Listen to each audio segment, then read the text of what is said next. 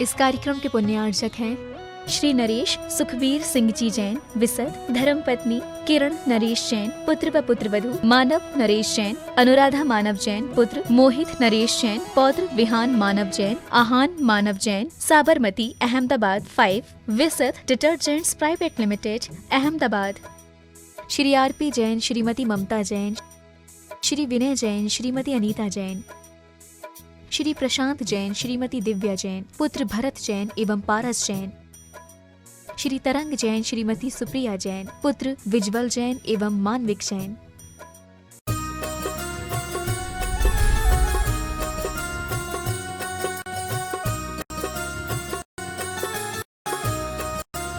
बोलिए समन संस्कृत नायक प्रातः स्मरणीय संत शिरोमणि परम पूज्य 108 आचार्य गुरुवर विद्यासागर जी महामुनिराज की जय जय जय। बोलिए गुणायतन प्रणीता संघ का समाधान प्रवर्तक भावना योग प्रवर्तक प्रखर वक्ता परम पूज्य 108 मुनिवर श्री प्रमाण सागर जी मुनिराज की जय जय जय। बोलिए परम पूज्य 108 मुनिवर श्री अरह सागर जी मुनिराज की जय जय जय।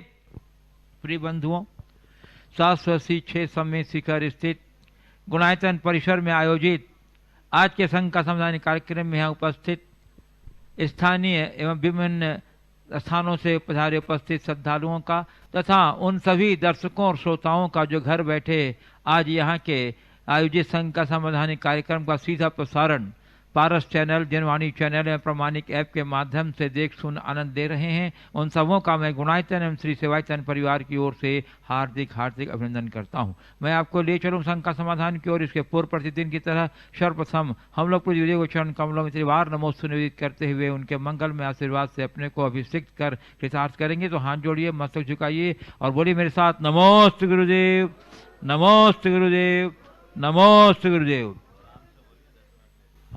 बंधुओं, जैसा कि आप लोग को विदित ही है कि जिन धर्म की अचिंत्य एवं गांधकारी प्रभाव करने वाला आयतन गुणायतन, जो अपने आप में एक अनूठा और इकलौता आयतन है, जिसमें आधुनिकतम तकनीक के माध्यम से आत्मा से परमात्मा बनने के संपूर्ण विज्ञान को जीवंत रूप में दिखलाया जाएगा। ऐसे अनूठे आयतन से यदि अभी तक आप नहीं जुड़ पाए हैं तो गुणायतन समिति आपसे अनुरोध करती है कि आप शीघ्रता से गुणायतन कार्यालय से संपर्क करके इसके विभिन्न सदस्यता योजना एवं विभिन्न निर्माण योजनाओं से अवगत होते हुए अपने उदारतापूर्ण सहयोग हमें प्रदान कीजिए, ताकि हम आपके उदारतापूर्ण सहयोग के माध्यम से इस अनूठे और इकलौते अपूर्व आयतन गुणायतन को शीघ्र ही साकार रूप दे सकें। बंधुओं, आप प्रतिदिन होने वाली शांति धारा के आयोजन से भी जुड़ करके आप अपना पुण्यार्जन का सौभाग्य प्राप्त करके अपना सहयोग का हाथ हमारे तक बढ़ा सकते हैं। हम आपके उदारतापूर्ण सहयोग के लिए बड़े कृतज्ञ रहेंगे। हम आपके उदारतापूर्ण सहयोग का स्वागत करेंगे, शीघ्रता कीजिए। और बंधुओं, हमें अत्यंत प्रसन्नता है कि प्रतिदिन की तरह आज भी हमारे पास गुणायतन से जुड़ने वाले नए सदस्यों की स्वीकारिता आई है। मैं उनके नामों की उद्घोषणा अवश्य करूंगा और आपसे अपेक्षा रखूंगा प्रेरणापूर्ण आपके अनुमोदना की। और आज के लिए हमारे साथ जुड़ रहे हैं, आज जो हमारे पास स्वीकृतियाँ आई हैं, 5 लाख रुपया प्रदान करते हुए निर्माण नायक के रूप में जुड़ रहे हैं, जो पूर्व में सूत्रधार के रूप में जुड़े हुए थे। रांची झारखंड से श्री रोहित जैन, श्रीमती रीतिका जैन, कुमारी शानवी जैन। और बंधुओं, 2,51,000 रुपये की राशि प्रदान करते हुए स्तंभ सदस्य के रूप में जुड़ रहे हैं इम्फाल से, जो पूर्व में सूत्रधार थे, श्री ओम प्रकाश सेठी, श्रीमती संतोष जैन। और बंधुओं, दुर्ग छत्तीसगढ़ से जो पूर्व में निर्माण मित्र थे, अब स्तंभ रूप में जुड़ रहे हैं श्री सुरेश चंद मंजू जैन, पीयूष, रुचि, आशा, अभिनव, आयाम, अरहम, ईवा जैन। और बंधुओं, 1 लाख रुपये की राशि प्रदान करते हुए सूत्रधार सदस्य के रूप में जुड़ रहे हैं आगरा उत्तर प्रदेश से श्री दिनेश यशोधरा जैन पांड्या, वंदना जैन, जो पूर्व में निर्माण मित्र से जुड़े हुए थे।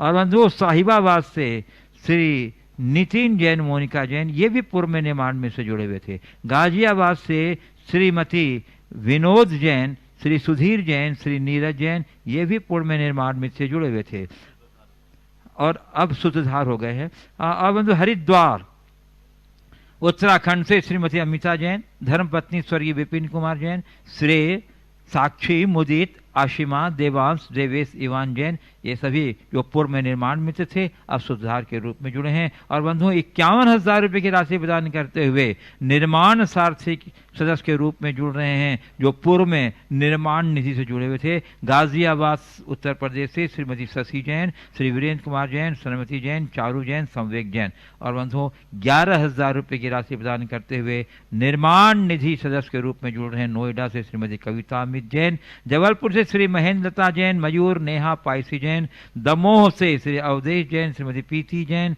समर्थ जैन, सानिका जैन, और जयपुर से श्रीमती इचरस देवी, भागचंद कासलीवाल, हेमंत पवन कासलीवाल जयपुर। हम आप सभी के उदारतापूर्ण सहयोग के लिए बहुत बहुत आभार है। बंधुओं पिछले 2 दिनों में अर्थात 11 तारीख और 10 तारीख के जो हमारे पास स्वीकृति आई हैं वो प्रसारित नहीं हो सका कुछ आवश्यक तकनीकी कारणों के कारण, तो मैं उनके नामों का उल्लेख कर रहा हूं और आप अवश्य उनके प्रेरणापूर्ण अनुमोदना कीजिएगा। सबसे पहला मैं 11 तारीख की जो स्वीकार्यता आई है मैं उनके नाम की घोषणा कर रहा हूं। बंधुओं सुधार 1 लाख रुपए की राशि प्रदान करते हुए सुधार सदस्य के रूप में जुड़ रहे हैं स्वर्गीय रेखा जैन की स्मृति में श्री सुनील जैन, श्री अभय जैन, श्रीमती सारिका जैन, श्री मयंक कुमार जैन, श्रीमती आस्था जैन, ध्रुव जैन, संतु जैन लखनऊ।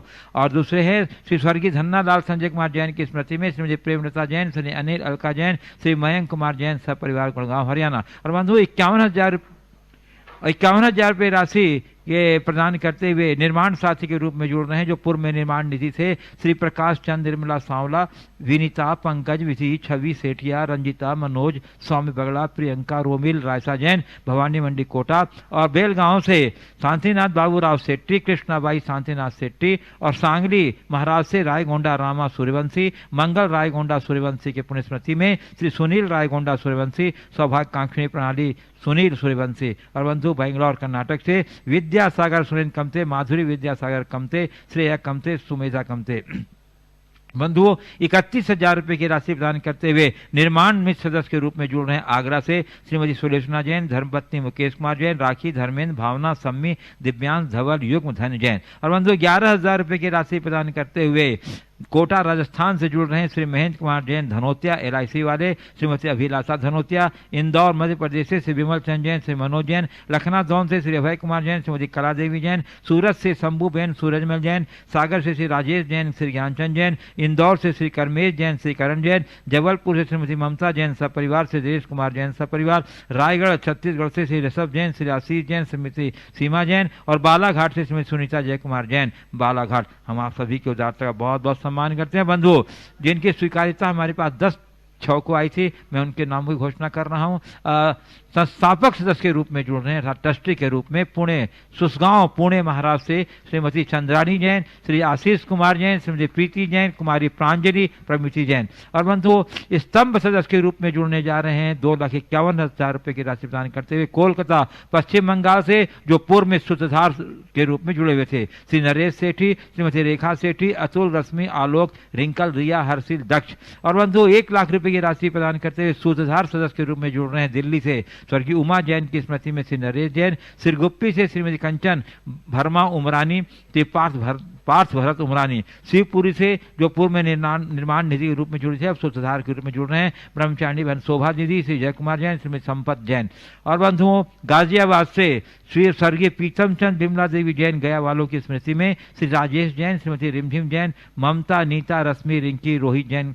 और बंधुओं गुड़गांव हरियाणा से स्वर्गीय धन्ना लाल संजय कुमार जैन की स्मृति में श्रीमती प्रेमलता जैन, श्री अनिल अलका जैन। और बंधुओं 51,000 रुपये की राशि प्रदान करते हुए निर्माण सारथी सदस्य के रूप में जुड़ रहे हैं इंदौर मध्य प्रदेश स्वर्गीय आशा जैन की स्मृति में श्री अशोक कुमार जैन, अंकित, प्रियंका, विराट, अंकिता, राजेंद्र, अमी, अंकुर, कुमारी अल्पा, लाशीष जैन इंदौर। और बंधु छतरपुर से श्रीमती मीना जैन, धर्मपत्नी श्री विजय कुमार जैन, विकास, अमित, दीपक, सीमान जैन। और रोहिणी दिल्ली से श्री वेद प्रकाश, सावित्री देवी जैन, पवन कुमार, आदिश जैन। और बंधुओं 31,000 रुपये की राशि प्रदान करते हुए निर्माण मित्र के रूप में जुड़ रहे हैं जयपुर राजस्थान से, जो पूर्व में निर्माण निधि के रूप में जुड़े हुए थे। श्री प्रदीप कुमार जैन, श्रीमती आभा जैन 11,000 रुपये की राशि प्रदान करते हुए निर्माण निधि सदस्य के रूप में जुड़ रहे हैं खजूरी भीलवाड़ा से कुमारी शिखा गोधा, पिता श्री मनोज कुमार गोधा। इंदौर से श्री कमल कुमार प्रतिभा जैन काला, मुंबई से श्री भावेश बाबू भाई पारिक, श्रीमती रसीला बाबू भाई पारिक, और कानपुर से श्री शीतल जैन, श्रीमती द्रौपदी जैन, कानपुर से ही स्वर्गीय कमला देवी बच्चू लाल जैन की स्मृति में श्री अनूप जैन, और इटारसी से श्रीमती मीना जैन, धर्मपत्नी श्री विजय कुमार जैन, श्रेया राजा जैन। इस प्रकार हम सभी आप उदारमना महानुभावों का मैं आप बहुत बहुत सम्मान करता हूँ, और मैं आमंत्रित कर रहा हूँ श्रीमती श्वेता बड़जात्या हजारीबाग को। श्रीमती श्वेता बड़जात्या हजारीबाग चले। नमोस्तु महाराष्ट्री, नमोस्तु महाराष्ट्री, नमोस्तु महाराष्ट्री। महाराष्ट्री, आज मेरी शंका नहीं है, हजारीबाग से मेरी चाची जी हीरा बड़जात्या की शंका है। गुड़ और शक्कर से भी ज्यादा मीठा आपका आशीर्वाद है महाराष्ट्री। जिसको मिलता एक बार वो रखता जिंदगी भर याद है। महाराष्ट्री, उनकी शंका ये है कि सम्योपदेश शास्त्र जी वो पढ़ रही हैं, उसमें लिखा है, उसमें आया है कि तीर्थंकर के वर्धमान चारित्र होते हैं। तो इस शंका का वर्धमान चारित्र का मतलब ये है कि उनके चरित्र में उत्तरोत्तर वृद्धि होती है, उनका तप बढ़ता जाता है। वो जो विशुद्धि पहले समय में प्राप्त करते दोबारा उससे बढ़ते बढ़ते हुए जाते हैं, वो तद्भव मोक्षगामी होते हैं। और जो भी वर्धमान चरित्री होते हैं उनके चरित्र का उत्तरोत्तर विकास होता ही जाता है, होता ही जाता है। ऐसा है। रिया जैन। मनीषी के चरणों में बारंबार वंदन। महाराज जी, घर में रह के गृहस्थ को साधना करके बोलते हैं मोह कम करना, मोह को कम करने बोलते हैं, तो उसका क्या पैमाना है? उसको देखो, मोह कम करना और प्रेम रखना गृहस्थ जीवन की सफलता का आधार है। घर गृहस्थी में रहेंगे, एक दूसरे के साथ संपर्क और संबंध तो होंगे, संबंधों में माधुर्य हो, प्रेम रहने से मधुरता होती है, मोह रहने से आसक्ति भी बढ़ती है और कटुता भी बढ़ती है। घर परिवार में जिनके साथ रहो, एक दूसरे के साथ घुल मिलकर रहो, एक दूसरे के साथ पूरक प्रेरक बनो। लेकिन ये बात हमेशा स्मरण में रखें कि मैं अकेला हूँ, सब अकेले हैं, मैं किसी का नहीं, कोई मेरा नहीं। हमारी दृष्टि हमारी आत्मा में होनी चाहिए। ये सब एक संयोग है, और संयोग के साथ संयोगवश हमारे साथ जुड़े हैं, हमारे नहीं। इतनी समझ रखते हुए अपने कर्तव्यों का जो पालन करता है वो मोह मुक्त होकर जीवन जीता है, और यही सम्यक दृष्टि की पहचान है। नमोस्तु महाराज। नमोस्तु महाराज जी। रिया जैन। नरेंद्र जी पूछ रहे हैं, ठीक है। मेरे जीवन में मेरी एक बहुत बड़ी कमजोरी है, मैं कोई एक निश्चित निर्णय पर पहुंच नहीं पाता हूं, बहुत समय लगता है, हमेशा दुविधा में रहता हूं, ये करूं कि नहीं करूं। तो मुझे एक मार्गदर्शन चाहिए कि एक सटीक निर्णय पर कैसे पहुंचूं। देखिए, निर्णय लेने में दुविधा बहुत सारे लोगों की एक कमजोरी होती है। ऐसे लोगों को दो उपाय करना चाहिए। या तो भगवान का नाम लेकर जो निर्णय समझ में आए कर लेना चाहिए, और जो होगा देखा जाएगा, अपने विल पावर को स्ट्रॉन्ग बनाना चाहिए। अथवा खुद अगर निर्णय लेने में सक्षम है तो अपना किसी को एक मार्गदर्शक बना लेना चाहिए, अपनी दुविधा सामने वाले के सामने रखना चाहिए, जिस पर हमारा भरोसा हो और जिसे हम सक्षम समझते हैं, उसके मार्गदर्शन पर चलना चाहिए, हमारा काम आगे बढ़ जाएगा। नमस्ते महाराज। नमस्ते। रिया जैन। शिखर जी।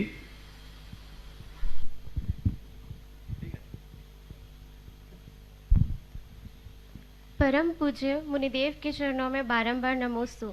महाराज जी, ऐसा अक्सर देखा जाता है कि हम लोगों के बाहरी रूप रंग, उसके पहनावे को देख कर के जल्दी आकर्षित हो जाते हैं, लेकिन महाराज जी, हम अपने जीवन में ऐसा क्या प्रयास करें जिससे हम व्यक्ति से नहीं बल्कि उनके व्यक्तित्व और गुणों से प्रभावित हो सके? देखिए, पहला प्रभाव रूप रंग का होता है। हम जब किसी के संपर्क में आते हैं तो ये पहला आकर्षण है, लेकिन किसी भी व्यक्ति के व्यक्तित्व में उसकी बाहरी पर्सनैलिटी का बहुत थोड़ा असर होता है, बाकी सब कुछ उसके विचार और व्यवहार का होता है। तो हमें एक सीख लेनी चाहिए कि हम किसी के साथ जल्दी प्रभावित न हो। हमारे मन में आकर्षण उत्पन्न हो भी तो हम उससे थोड़ा निकटता से देखें, उसके व्यवहार, उसके विचारों को समझने की कोशिश करें। और जब हम विचारों और व्यवहारों की तरफ अपना ध्यान केंद्रित करेंगे तो सहज रूप से हम सामने वाले के व्यक्तित्व से पूरी तरह परिचित होंगे और उसकी छाप स्थायी होगी, एक बार जुड़ने के बाद अलग नहीं होगी। नमोस्तु महर्षि, नमोस्तु। अगला प्रश्न अवनीश जैन, कोल्हापुर। नमोस्तु महाराज जी, नमोस्तु महाराज जी, नमोस्तु महाराज जी। महाराज जी, प्रकृति में बारिश के मौसम में एक ही क्षण में बारिश आती है और आँख बंद करते ही धूप भी निकल आती है। तो इसी तरह अपने जीवन में एक क्षण में सुख होता है और दूसरे क्षण दुख भी सामने आ जाता है। तो महाराज जी, इसके बारे में थोड़ी समता कैसे बनाए रखें? बस इस सत्य को समझो, कब कैसा हो जाए, जैसे मौसम का कब बदल जाए इसका हमें पता नहीं, ऐसी हमारी जीवन की धारा कब परिवर्तित हो जाए हमें पता नहीं। इस चीज़ को समझना चाहिए, सभी को क्षणिक संयोग मान करके चलना चाहिए। और जब हम क्षणिक संयोग मान करके चलेंगे तो ये सारी चीज़ें हमारे साथ अपने आप घटित होने लगेगी और हमारे जीवन का पथ प्रशस्त होगा। नमस्ते गुरुजी, अगला प्रश्न अब मैं ऑनलाइन जिज्ञासुओं का प्रस्तुत कर रहा हूँ। गोपालगंज सागर मध्य प्रदेश से श्री राजेश जैन आरआई कह रहे हैं, गुरुदेव मुस्कान दो प्रकार की होती है, एक सच्ची निष्कल मुस्कान, दूसरी कुटिल और बनावटी मुस्कान। सच्ची और निश्चल मुस्कान दूसरों को सुख और स्वयं को आनंद देती है। कुटिल और बनावटी मुस्कान दूसरों को तो खुश कर देती है किंतु वह स्वयं के शरीर में इस्कीमिया बना देती है जो हृदय को नुकसान पहुंचाता है, और इससे चेहरे की मांसपेशियां यह प्रकट कर देती है कि मुस्कान कुटिल और बनावटी है। फिर भी लोग अपने आप में आनंदित रहते हैं और सोचते हैं कि मैंने सामने वाले को बेवकूफ़ बना दिया। गुरुदेव, अति विश्वासी व्यक्ति इससे कैसे बचें? देखिए, अति विश्वासी तो हर जगह नुकसान करता है और जल्दी से किसी पर विश्वास करने वाला भी नुकसान करता है। पहले तो हमें अपने आप को कुटिलता से मुक्त रखने का पूर्ण प्रयास करना चाहिए, यथासंभव कुटिलता से मुक्त रहना भी चाहिए। और कुटिलता से मुक्त होने के साथ साथ किसी व्यक्ति को बहुत जल्दी अपना रहस्य नहीं देना चाहिए, किसी भी व्यक्ति पर बहुत जल्दी अपना विश्वास और भरोसा नहीं करना चाहिए। जैसा भी मैंने थोड़ी देर पहले कहा, उसके व्यवहार और विचार को अच्छे से पढ़ करके ही उसके साथ अपना व्यवहार सुनिश्चित करना चाहिए। आगे अंजड़ जिला बड़वानी मध्य प्रदेश से अंतिम कुमार जैन कह रहे हैं, किसी ने किसी के पूछने पर कहा कि तुम कहाँ जा रहे हो? मैंने कहा मंदिर। फिर उन्होंने पूछा कौन से मंदिर? मैं सोच में पड़ गया कि मैं जैन हूँ और जैन मंदिर ही जाऊँगा ना। महाराज जी, मंदिर जैन धर्म के अतिरिक्त अन्य संप्रदाय के भी होते हैं, तो क्या हम अपने मंदिर के स्थान पर जिनालय या चैतालय शब्द का उपयोग करके अपने मंतव्य को एक ही बात में स्पष्ट नहीं कर सकते? कर सकते हैं, पर मंदिर बड़ा रूढ़ शब्द है, सब जानते हैं मंदिर मंदिर है। हम मंदिर जा रहे हैं जिस मंदिर से हमारा लगाव है, जुड़ा है, उसमें जा रहे हैं। कोई इसमें अलग से स्पष्टीकरण करने की जरूरत नहीं है। पूज्य जी, जोधपुर राजस्थान से श्री सुभाष चंद्र जैन कह रहे हैं, गुरु वैचारिक विकृति को दूर करने का माध्यम क्या है? समाधान दीजिए। वैचारिक विकृति को दूर करने का माध्यम क्या है? देखिए, अगर हमारे विचारों में विकृति है तो उसके शोधन के लिए हमें प्रयास करना होगा। मैं समझता हूँ भावना योग इसका बड़ा सशक्त माध्यम है। भावना योग में प्रार्थना, प्रतिगमन, प्रत्याख्यान और सामायिक, ये उसके 4 चरण हैं। चारों चरण हमारे अंतर मन को विशुद्ध बनाने के बहुत सशक्त माध्यम है। उससे हम जहाँ प्रभु से प्रार्थना करके अपने जीवन को स्वस्थ, सकारात्मक और सशक्त बनाते हैं, वहीं अपने भीतर के बुराइयों का उन्मूलन करके अपने चित्त का शोधन भी करते हैं। फिर कुछ ऐसे नव संकल्पों से अपने जीवन को कुछ ऐसे अफर्मेशन देते हैं जो हमारे जीवन को निर्मल और विशुद्ध बनाता है, और फिर एक पवित्र आत्मा की अनुभूति का एहसास भी हम करते हैं। तो कुल मिलाकर के यह वह प्रक्रिया है जो हमारे जीवन के पथ को प्रशस्त करती है। हमें उस तरीके का ध्यान रखते हुए अपना काम करना चाहिए। गुरुदेव, पुणे महाराष्ट्र से डॉक्टर ममता जैन कह रही हैं, गुरुदेव, आज सामाजिक संबंधों की व्यवस्था, सदस्यों की मनोवृत्ति एवं रुचियां सब बदलती जा रही है। फिर से बोलिए। आज सामाजिक संबंधों की व्यवस्था, सदस्यों की मनोवृत्ति एवं रुचियां सब बदलती जा रही है। क्या ऐसे में समाज को संगठित किया जा सकता है? देखिए, बदलाव बहुत चिंताजनक है।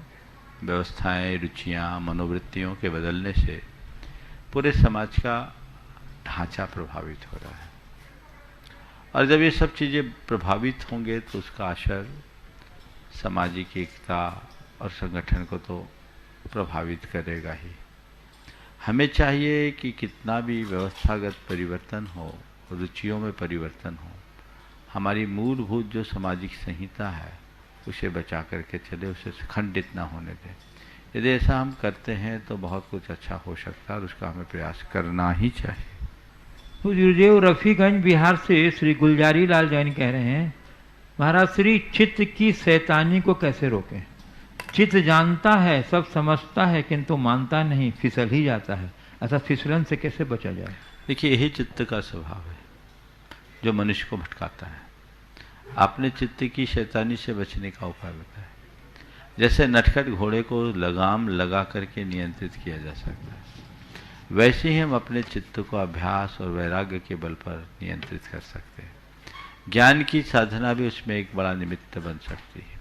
हम निरंतर आध्यात्मिकता को अपने जीवन में आत्मसात करें और अपने जीवन को अच्छे संकल्पों से जोड़े, बार बार उस संकल्पों को दोहराएं और उसको साकार करने की धुन जगाए।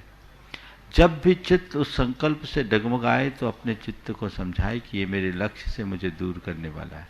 यदि ऐसी मनोदशा हमारे अंदर होगी तो हमारा चित्त कभी उत्पथगामी नहीं होगा, गलत रास्ते पर नहीं जाएगा। पूज्य गुरुदेव, रीठी कटनी मध्य प्रदेश से कुमारी मयूरी जैन कह रही हैं, गुरुदेव इमोशंस क्या होते हैं, इनकी क्या उपयोगिता है और इनकी क्या सीमा होनी चाहिए और इन्हें कैसे कंट्रोल करना चाहिए? देखिए, इमोशंस यानी भावनाएं, और भावना विहीन तो मनुष्य का कोई अर्थ ही नहीं। भावनाएं हर मनुष्य के अंदर होती है और होना भी चाहिए, पर भावनाओं का वेग नहीं होना चाहिए। भावना का जीवन में उतना ही स्थान है जितना कि नदी में सहज प्रवाह का। नदी में प्रवाह न हो तो उसमें जीवंतता नहीं होगी, लेकिन वही नदी का प्रवाह जब बाढ़ में परिवर्तित हो जाए तो वो सर्वनाशी बन जाता है। जीवन में भावनाओं का होना जीवन की सरसता को बढ़ाने में सहायक बनता है। जो व्यक्ति पूरी तरह भावना शून्य होते हैं वो बड़े संवेदनहीन हो जाते हैं। उनके जीवन में एक अलग प्रकार की नीरसता या शुष्कता जैसी आ जाती है।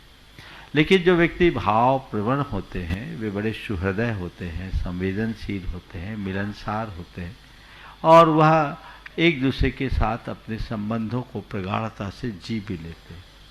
लेकिन जैसे नदी में बाढ़ आ जाने पर वही प्रवाह सर्वनाशी बन जाता है, वैसे ही भावनाओं का तीव्र वेग आने से वो हमारे जीवन के लिए सत्यानाशी होता है। प्रायः लोग अपनी भावनाओं में बहकर अपनी मर्यादाओं को खंडित कर डालते हैं। वहाँ अंकुश लगाना सीखना चाहिए।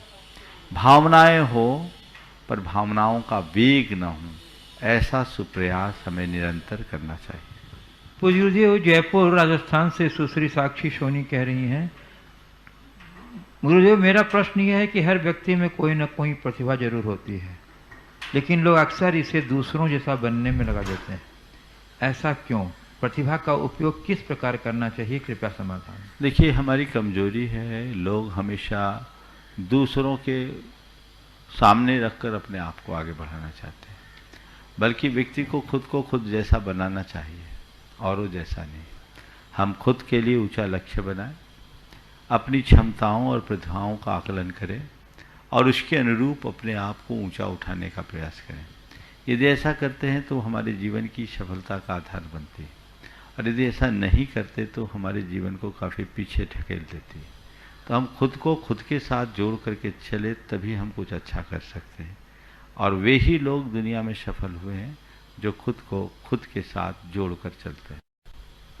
पूज्य गुरुदेव, अजमेर राजस्थान से श्री विनोद काला कह रहे हैं, महाराज जी गुरुदेव, जो व्यक्ति पर्व के दिन देवलोक गमन करते हैं, जैसे महावीर जयंती के दिन, तो इसका उनकी भावी गति पे कोई प्रभाव पड़ता है क्या? और महाराज जी, क्या इससे गति भी सुधरती है क्या? कई लोग बोलते हैं कि शुभ दिनों में जाना अच्छा नहीं होता? महाराज जी समाधान करें। देखिए, पर्व के दिनों में मरण होना एक संयोग है, और पर्व के दिन में अगर व्यक्ति के हृदय में पर्व के प्रति सही मनोभाव, उल्लास, उमंग जुड़ा हुआ है, तो मैं तो ये समझूंगा कि वह शुभ मरण है। लोक में ये किंवदंती है, पर्व के दिनों में मरण होना शुभ नहीं माना जाता।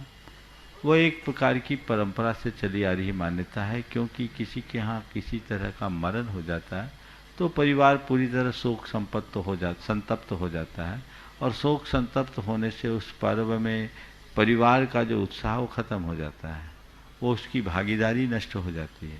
तो जब परिवार में भागीदारी आदि की नष्ट हो जाती है तो निश्चित रूप से वो उस परिवार के लिए अच्छा नहीं माना जाता।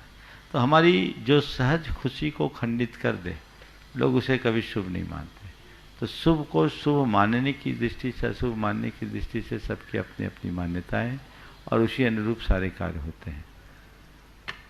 तो गुरुदेव, गढ़ा कोटा जिला सागर मध्य प्रदेश से श्री प्रवीण सिंह जी कहते हैं, जब हम धर्म चर्चा सुनते हैं तो 3 शब्दों की चर्चा अक्सर आती है, धर्म, दर्शन और अध्यात्म। तो गुरुदेव, मेरी जिज्ञासा ये है कि ये तीनों शब्द अलग अलग हैं या एक दूसरे से संबंधित?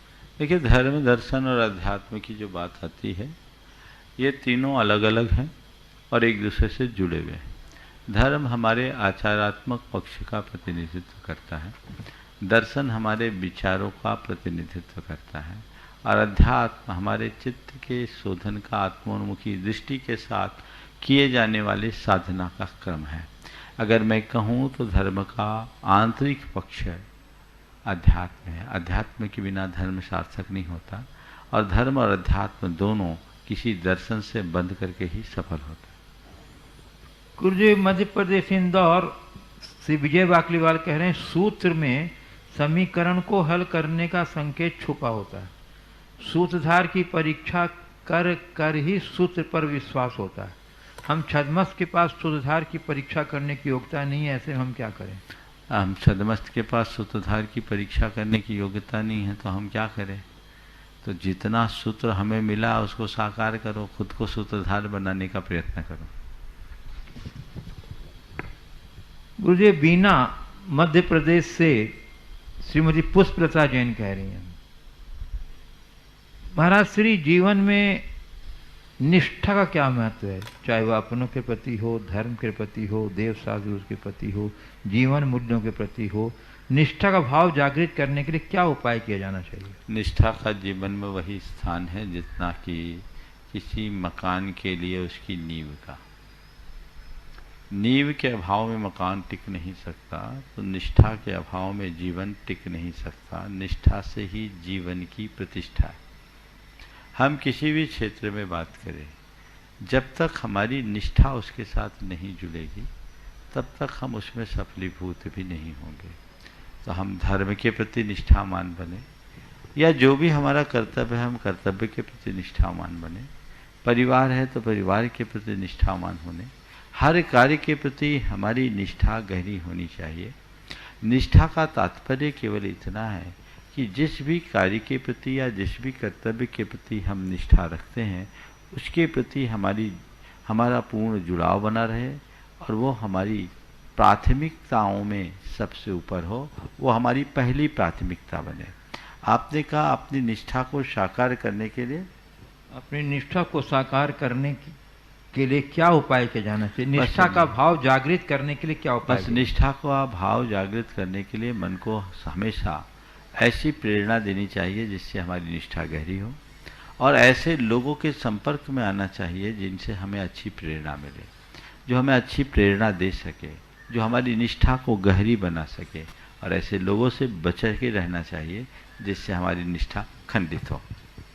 गुरुदेव, बीना मध्य प्रदेश से प्रोफेसर डॉक्टर अजीत कुमार जैन कह रहे हैं, जीवन की आध्यात्मिक यात्रा में चिंतन का क्या महत्व है? चिंतन कैसे, कब और किसका किया जाना चाहिए जिससे हमारे जीवन की बुराइयों का परिष्कार हो सके एवं एक पवित्र शांतिपूर्ण आनंद में जीवन व्यतीत हो सके? जीवन के विकास में, आध्यात्मिक विकास में चिंतन का क्या महत्व? चिंतन कैसे, कब और किस? कोई औजार होता है ना, औजार, उस औजार में चलो एक किस्से से बात करता हूँ। एक लकड़हारा था, कई दिनों से उसको कोई रोजगार नहीं मिल रहा था। एक सेठ के पास गया, सेठ ने उससे लकड़ी काटने के लिए कहा, बोले तुम लकड़ी काटो, एक एक पेड़ के लिए तुम्हें मैं 100-100 रुपये दूंगा। पहले दिन गया और 2 घंटे में उसने 10 पेड़ काट डाले, 1000 रुपये उसे मिल गए।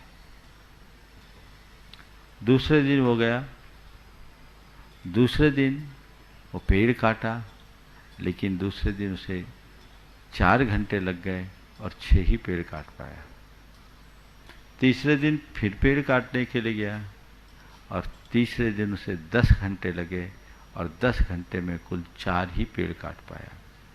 पहले दिन 2 घंटे में 10, दूसरे दिन 4 घंटे में 6 और तीसरे दिन आपके जाकर के 6 घंटे में 8 पेड़ काटा। आप समझ लो कैसा रोज कम हो से बड़ी चिंता हुई कि मुझ में कोई बल तो घटा नहीं, फिर पेड़ कट क्यों कर, कम क्यों कट रहे, इतनी मेहनत होने के बाद, मेहनत बढ़ने के बाद भी पेड़ कट क्यों रहे। वो अपनी बात सेठ को बताया, बोले क्यों, उसी कुल्हाड़ी से कहा, हाँ उसी कुल्हाड़ी से काटे। बोले कुल्हाड़ी कहाँ, बोले बताओ, दिखाया। बोले तुम कुल्हाड़ी तो चला रहे हो, उसमें धार दिया। बोले धार देने की क्या जरूरत। बोले ध्यान रखो, कुल्हाड़ी पे धार न दोगे तो कुल्हाड़ी भोंतरी हो जाएगी। कुल्हाड़ी को हमेशा काम में लेने के लिए कुल्हाड़ी को चलाना जितना जरूरी है, उतना ही जरूरी कुल्हाड़ी को धार देना है। तो मैं यही कहूँगा, जीवन को धार देने का नाम ही चिंतन है। अपने आध्यात्मिक दशा में जीवन को धार दोगे तभी जीवन का उद्धार हो सकेगा। तो चिंतन से जीवन को सही दिशा मिलती है, हमारा मार्ग प्रशस्त होता है, हमें अपने जीवन का मर्म दिखाई पड़ता है और उसके बल पर हम अपने जीवन को अच्छा बना सकते हैं। तो आध्यात्मिक उन्नति के लिए हमें हमेशा चिंतन करना चाहिए। चिंतन से समाधान मिलता है और नई नई संभावनाएं जागृत होती है। उसका दूसरा पक्ष क्या था सवाल का? चिंतन क्या, चिंतन कैसे, कब और किसका किया जाना चाहिए जिससे हमारे जीवन की बुराइयों का परिष्कार हो। देखिए, चिंतन कैसे, कब और किसका करना चाहिए, हमेशा व्यक्ति को अपने लक्ष्य के अनुरूप चलना चाहिए और सबसे पहली प्राथमिकता अपने लक्ष्य को सफल बनाने का चिंतन है। जो मेरा लक्ष्य है, उस लक्ष्य को पूर्ण करने के लिए क्या क्या रास्ता हो सकता है, क्या क्या माध्यम हो सकता है, हमें उसका चिंतन करना चाहिए। जीवन में जब कभी कहीं किसी तरह की रुकावट आती है तो रुकावट आने पर 2 तरह की प्रतिक्रियाएं होती है। एक प्रतिक्रिया तो ये है, अब रुकावट आ गई, आगे कैसे होगा, कैसे होगा, कैसे होगा, वो आदमी परेशान हो जाता है, इसका नाम चिंता है। और जब रुकावट आए तो ये सोचा जाए अब इसका रास्ता क्या हो, अब हमें क्या करना है, क्या करना है, क्या करना है, इस विचार का नाम चिंतन है। चिंता से रास्ता रुकता है और चिंतन रास्ता खोलता है। तो जब हम किसी लक्ष्य को लेकर के चले, उस लक्ष्य की पूर्ति के लिए, सतत लक्ष्य को साकार करने के लिए जो भी आवश्यक है उसका चिंतन करें, जिससे हम अपने लक्ष्य की ओर बढ़ सके और अपने जीवन में कभी किसी प्रकार की रुकावट न आने दें। गुरुदेव महावीर नगर दुर्गापुरा जयपुर राजस्थान से श्री प्रमोद कुमार जैन कह रहे हैं, गुरुदेव पैसे की गर्मी एसी से दूर होती है, पंखों से नहीं। अच्छा। ऐसा क्या किया जाए कि पैसे की गर्मी भी साधारण पंखी या पंखे से दूर हो सके। बहुत अच्छा भाव व्यक्त किया है कि पैसे की गर्मी एसी से दूर होती, पंखे से नहीं। ऐसा क्या किया जाए कि पैसे की गर्मी साधारण पंखी या पंखे से भी साधारण पंखी या पंखे से हो जाए। मैं थोड़ा सा आपके वाक्य से असहमति प्रकट करता हूँ। मुझे नहीं लगता कि पैसे की गर्मी एसी से भी दूर होती है, बल्कि एसी से तन की गर्मी ठंड कम हो सकती हो, एसी से पैसे की गर्मी तो बढ़ती ही है। आप चाहते हैं कि पैसे की गर्मी उतर जाए, मेरी बात को ध्यान से सुनना।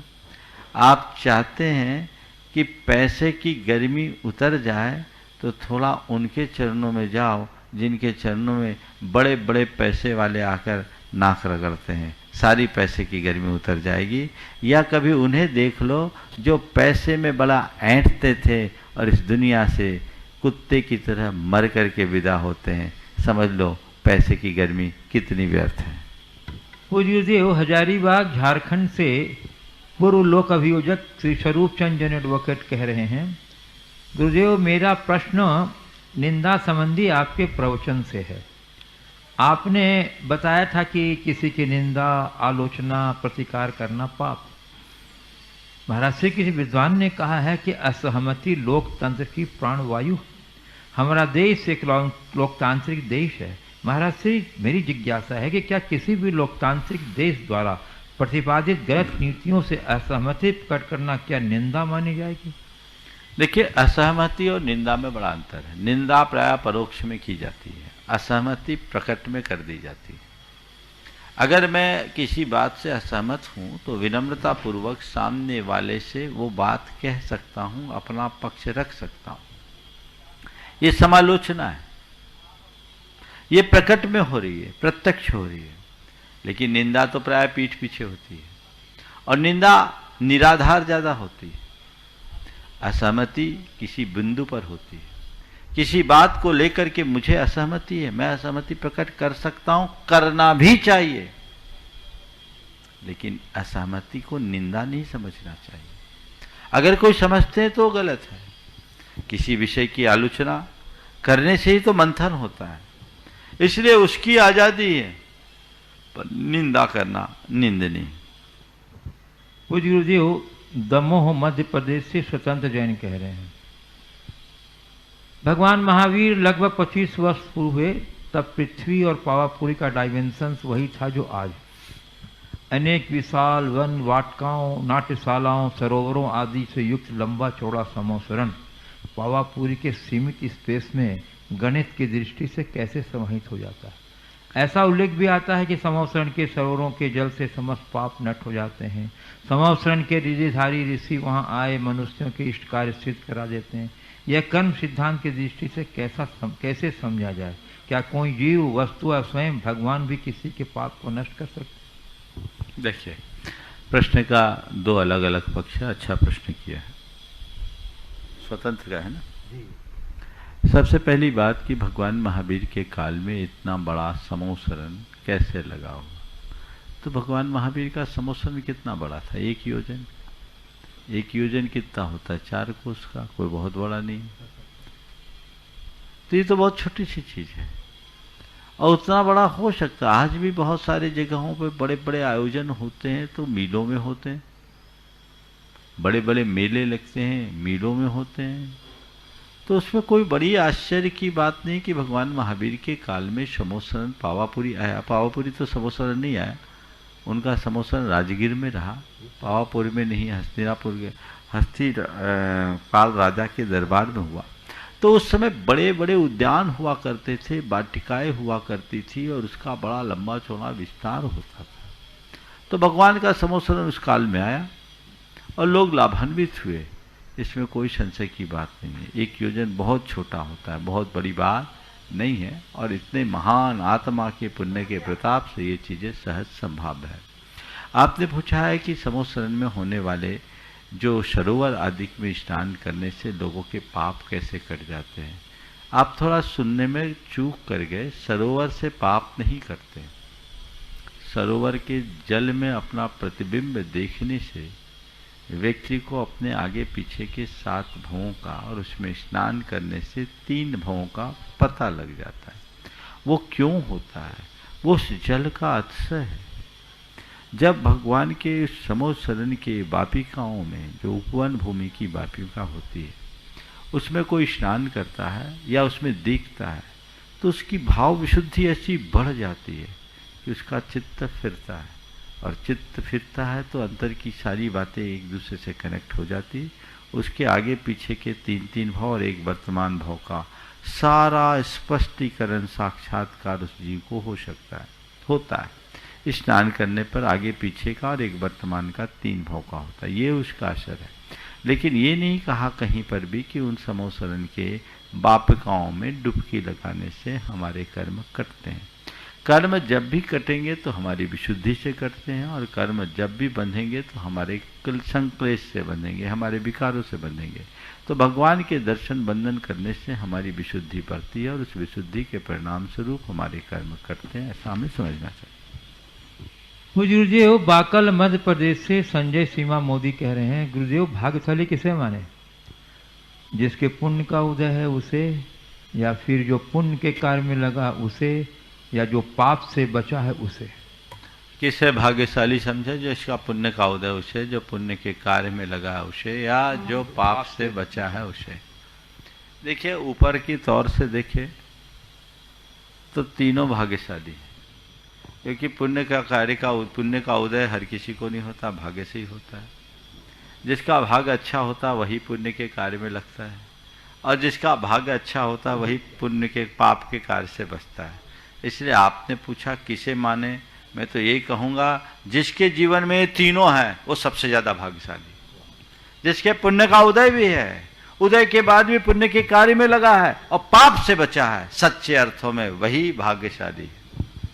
गुरुदेव भोपाल मध्य प्रदेश से श्रीमती लक्ष्मी कोमल चंद जैन कह रही हैं, महाराज जी मनुष्य सामने बहुत बड़ी समस्या है।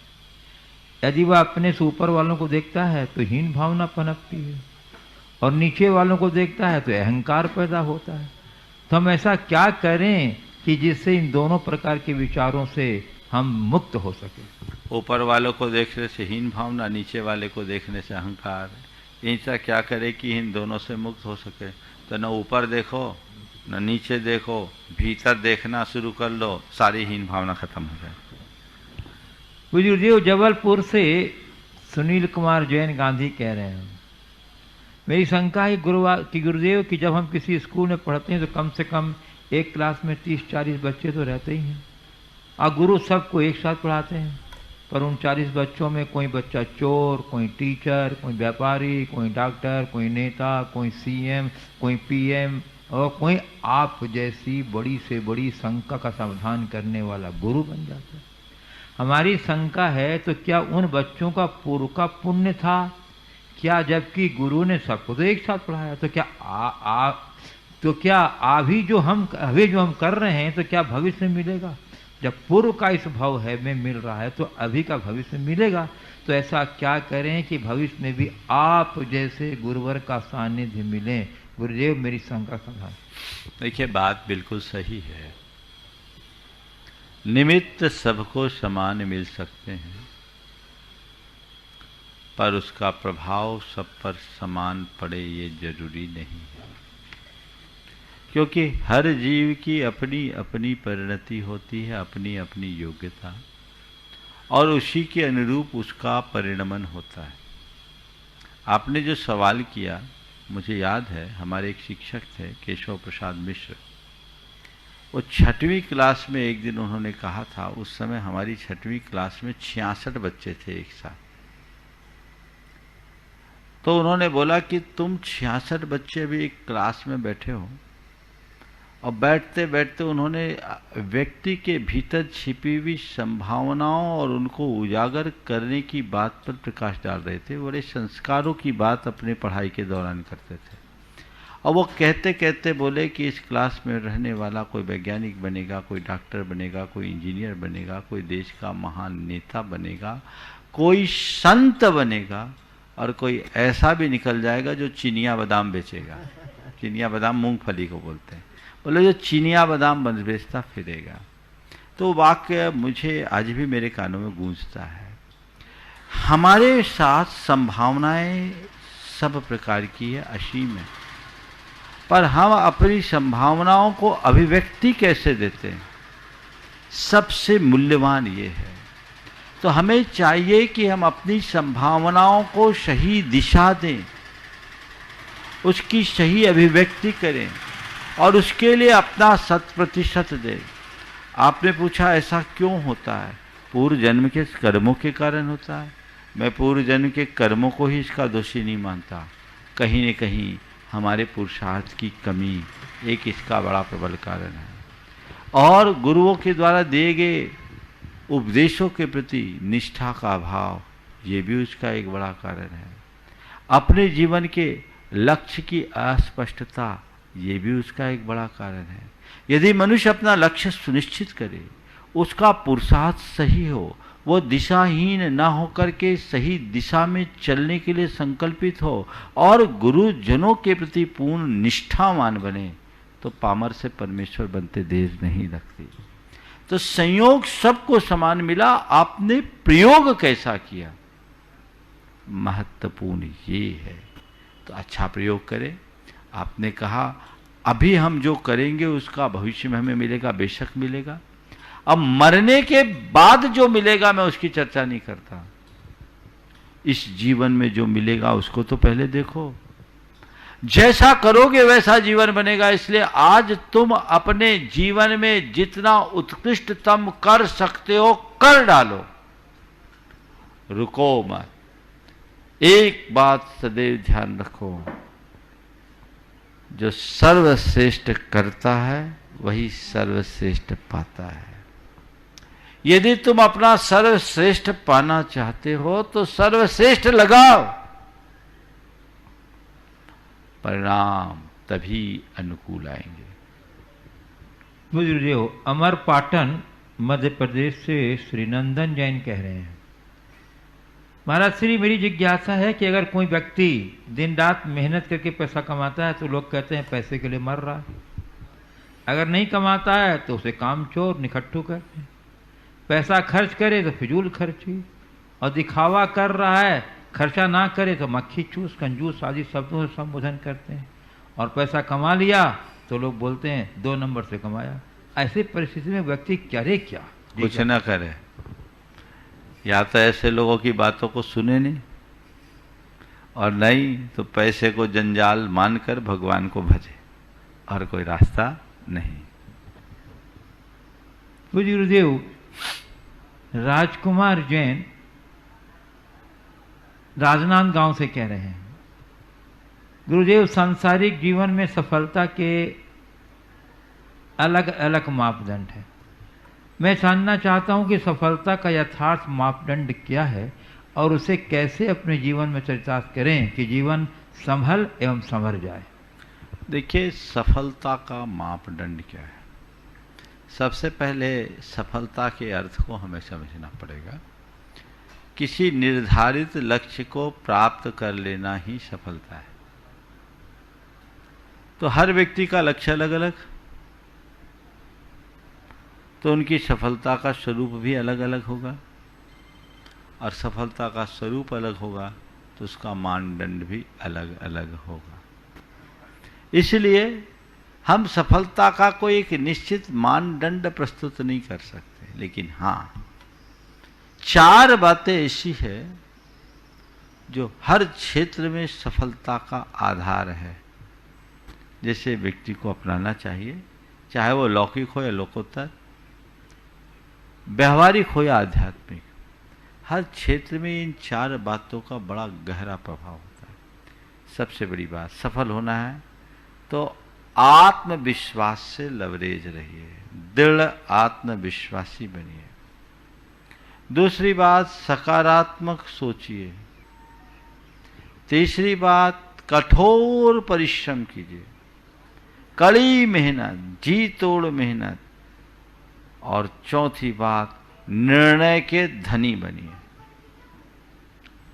तो दृढ़ आत्मविश्वास, सकारात्मक सोच, कठोर परिश्रम और दृढ़ निर्णय के धनी बनने वाले लोग ही सफल बनते हैं। ये बातें हमारे जीवन में होगी तभी हम सफलता को अपने जीवन में घटित कर सकेंगे। पूज्य गुरुदेव, इंदौर मध्य प्रदेश से श्री विजय बाकलीवाल कह रहे हैं, गुरुदेव आप फटकारते हो तो हमें बुरा नहीं लगता, और दूसरा कोई कभी हमारे हित के लिए भी फटकारता है तो उस समय हमें क्रोध आ जाता है, ऐसा क्यों होता है? तो फिर दूसरों के फटकार में भी हमें बुरा न लगे, इसके लिए क्या करना चाहिए? बस एक बात ध्यान रखो, हमारी बात को फटकारने से, अगर आप कहते हो कि फटकारो, मैं तो फटकारता नहीं हूँ, मैं तो आपको संबोधने की कोशिश करता हूँ, और अगर हमारे संबोधन को भी फटकार मान लो तो अच्छी बात है। पहला सवाल तो यह है कि हमारे आपके कहे अनुसार हम जैसे साधु जनों के फटकार से आपको बुरा क्यों नहीं लगता? पहली बात, बुरा क्यों नहीं लगता? केवल इसलिए नहीं रखता क्योंकि आपको पता है कि ये मेरे हित के लिए कहा जा रहा है, और ये श्रद्धा, ये भावना, ये धारणा आपके मन में गहरी बैठ गई, और उसके बैठ जाने के कारण हमारे द्वारा कुछ भी कहने से आपको फर्क नहीं लगता। इसी तरह कोई आपके लिए कितना भी फटकार लगाए, उस घड़ी आप केवल इतना सोच लो कि ये मेरे हित के लिए हो रहा है, तो मन में कभी किसी के प्रति क्षोभ नहीं आएगा। सामने वाले के फटकार में अपने हित की तलाश करने वाला व्यक्ति ही अपने जीवन को उन्नति के शिखर पर ले जा सकता है। अब मैं गुरुदेव यहाँ कुछ उपस्थित जिज्ञासुओं को आमंत्रित करना चाहता हूँ, और प्रथम प्रश्न के लिए मैं आमंत्रित कर रहा हूँ सुश्री लब्धि सेन सेठी, हजारीबाग झारखंड, और उसके बाद तैयार रहेंगी व्रती बहन, ये हमारी शकुन दीदी सागर। नमोस्तु महाराज जी, मेरा प्रश्न यह है कि जीवन को डिलाइटफुल बनाने के लिए क्या करना चाहिए? जीवन को डिलाइटफुल बनाने के लिए क्या करना चाहिए, बहुत अच्छा सवाल किया है। देखो, जीवन को डिलाइटफुल बनाना है तो सबसे पहला काम पॉजिटिव सोचना चाहिए, अपनी थिंकिंग पॉजिटिव रखो, समझ गए। दूसरी बात, अपना एटीट्यूड भी पॉजिटिव रखो। तीसरी बात, आप कुछ भी हो जाए अपने मन में हताशा ना आने दो, आशावादी बनो, समझ गए। आशावादी व्यक्ति हमेशा डिलाइटफुल रखता है। और चौथी बात, मन में पेशेंस रखने की कोशिश करो, बहुत जल्दी कोई रिएक्शन मत दो, औरों के रिएक्शन से इम्प्रेस्ड मत हो, तो लाइफ डिलाइटफुल हो जाए। नमस्ते महाराज। प्रति बहन शगुन दीदी सागर, उसके बाद तैयार रहेंगे श्री अनिल संगीता सेठी, ट्रस्टी, हजारीबाग झारखंड। नमोस्तु महाराज श्री। महाराज श्री, आपने एक बार प्रवचन में कहा था कि कभी किसी पर संदेह या शंका नहीं करना चाहिए। ठीक है महाराज श्री, लेकिन अगर कोई व्यक्ति संदेह या गलत फहमी का पात्र बार बार बनता है तो उसे कौन से कर्म का उदय है और उसे क्या करना चाहिए? देखिए, संदेह किसी के प्रति करना नहीं चाहिए, पर किसी के प्रति मन में संदेह होता है, बार बार किसी व्यक्ति के प्रति अपने मन में संदेह होता है, तो हमें उसको थोड़ा निकट से देखना चाहिए, और निकट से देख करके उसके अगर वाकई में वो संदेह सही है तो उससे सुरक्षित दूरी रखना चाहिए, उसे समझाने का प्रयास करना चाहिए। और यदि लगता है कि नहीं हमारा ये संदेह निराधार है तो अपने मन को समझा लेना चाहिए, पहली बात तो ये। और फिर किसी व्यक्ति को लोग अगर संदेह की दृष्टि से बार बार देखते हैं तो उसे कुछ नहीं सोचना चाहिए, उसे अपना कर्मोदय मान करके स्वीकार लेना चाहिए और क्षमता रखना चाहिए कि ये मेरा दुर्भाग्य है, ये मेरा दुर्भाग्य है कि अच्छा करने के बाद भी मुझे अच्छा परिणाम नहीं मिल रहा है, लोग मुझे संदेह की दृष्टि से देख रहे हैं। अब मेरा कर्मोदय है, इसे मैं अपने कर्म का उदय मानकर कर्म की निर्जरा का आधार बनाऊं। नमस्ते। श्री अनिल जी संगीता जी सेठी, हजारीबाग झारखंड, गुणाइट इंडस्ट्रीज, वो तैयार रहेंगे। मैं देख रहा हूँ कि धर्मचंद जी मोदी कोलकाता, गुणाइट इंडस्ट्री परिवार से लोग उपस्थित हैं, वो अपने प्रश्न के लिए आमंत्रित हैं। नमोस्तु महाराज जी। महाराज जी, मेरा ये प्रश्न है, मन चाहा बोलने के लिए अनचाहा सुनने की ताकत होनी चाहिए, हम अनचाहा सुनने के लिए सामर्थ्य कैसे बनाएं? मन चाहा बोलने के लिए, अनचाहा सुनने के लिए सुनने की ताकत होनी चाहिए, बिल्कुल ठीक है। वो ताकत कैसे बनाएं? तो जो दूसरे हमें बोल रहे हैं, है ना, हम जब अपना मन चाहा बोलते हैं तो उसकी समीक्षा करो पहला, कि मन चाहा हम जो बोल रहे हैं उसमें दूसरों के लिए कितना अनचाहा है। जब हमारे मन चाहा दूसरों के लिए अनचाहा होता है और वो उसे सुनता है, तो दूसरों का हमारे लिए होने वाला अनचाहा दूसरों का मन चाहा होगा। तो जैसे हम अपने मन चाहे को पसंद करते हैं, वैसे ही सामने वाले के मन चाहे को पसंद कर लो, तो अनचाहा कुछ बचेगा ही नहीं, उसके मन को अपना मन बना लो। नमस्ते महाराज। ग्रांड इंडस्ट्रीज, धर्मचंद जी मोदी कोलकाता परिवार, और उसके बाद तैयार रहेंगी श्रीमती पायल सेठी, हजारीबाग झारखंड। गुरुवर के चरणों में बारंबार नमस्कार। नमोस्तु महाराज, नमोस्तु महाराज, नमोस्तु महाराज। महाराज श्री, हमारा कोई प्रश्न नहीं है, हमारी आपसे बहुत बहुत अनुरोध है कि कृपया हमें ऐसा आशीर्वाद दें कि हम सपरिवार आपके दर्शन को बार बार आते रहें। मम्मी और पापा की भावना रहती है चौका लगाने की, तो उसका भी आप आशीर्वाद दीजिए। ओह, बहुत अच्छा। हाँ, अभी तो लगा के गए। हाँ, श्रीमती पायल सेठी और उनके साथ में श्रीमती नीलू सेठी भी खड़े हो जाएं, हजारीबाग झारखंड से। और उसके बाद तैयार रहेंगे। नमोस्तु महाराज जी, नमोस्तु नमोस्तु नमोस्तु। गरीबी लड़ती रही रात भर तूफानों से, अमीरी बोली क्या खुशमिजाज मौसम है। महाराज श्री एक ही समय में एक ही चीज किसी को सुख और किसी को दुख कैसे दे सकती है? बहुत अच्छा। गरीबी लड़ती रही रात भर तूफानों से, अमीरी बोली क्या खुश मिजाज मौसम है। एक ही चीज अलग अलग संदर्भों में अलग अलग, यही तो मनुष्य का दृष्टिकोण है। हम चीज़ों को जिस दृष्टि से देखते हैं चीज़ें हमें वैसी दिखती हैं। यदि हमारी दृष्टि सकारात्मक हो तो हमें सब चीज़ें अच्छी दिखेगी, और दृष्टि नकारात्मक हो तो हमें सब कुछ नकारात्मक दिखेगी। बस इस रहस्य को समझे, किसी बाग में जाएं तो हमें दिखता है अरे इन फूलों की भी क्या ज़िंदगी है, केवल कांटों में घिर के रह गई। और दूसरी प्रतिक्रिया ये भी होगी, अरे कांटों से घिरे रहने के बाद भी खिला रहता है फूल, कितना खुश मिजाज है। अभी हमारे ऊपर है कि हम उसे कैसे देखते हैं। नमस्ते महाराज श्री, आपसी नज़दीकी संबंधों के मध्य जब अनबन हो जाती है, तब ऐसी स्थिति में आपसी संवाद किस प्रकार स्थापित किया जाए ताकि मान भी सुरक्षित रहे और संबंधों में निखार भी बना? आपसी संबंधों में नज़दीकी के बाद यदि किसी वजह से दूरी हो जाए तो कैसा किया जाए कि मान भी बचा रहे और संवाद कैसे स्थापित करें संबंधों में निखार भी बना रहे। निखार भी बना रहे। देखो इसका एक ही तरीका है, सबसे पहले तो दूरी बढ़े नहीं ऐसा प्रयास करें, और यदि इसके बावजूद दूरी बढ़ती है तो एक बात अपने मन मस्तिष्क में रखें, हम पहले क्षमा मांगने के लिए और क्षमा करने के लिए तैयार हो जाएं, अपनी गलती को स्वीकारने के लिए तैयार हों और सामने वाले की गलती को नज़रअंदाज करना सीख लें।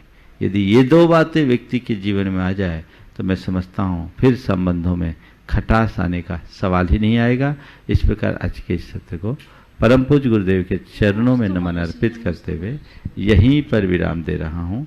बोलिए परम पूज्य आचार्य गुरुवर श्री विद्यासागर जी महाराज की। बोलिए परम पूज्य 108 मूर्ति श्री प्रमाण सागर जी महाराज की जय। ओम। इस कार्यक्रम के पुण्यार्चक थे श्री नरेश सुखबीर सिंह जी जैन, विसद, धर्मपत्नी किरण नरेश जैन, पुत्र व पुत्रवधू मानव नरेश जैन, अनुराधा मानव जैन, पुत्र मोहित नरेश जैन, पौत्र Vihaan Manav Jain, Aahan Manav Jain, Sabarmati Ahmedabad 5, Visad detergents private limited Ahmedabad.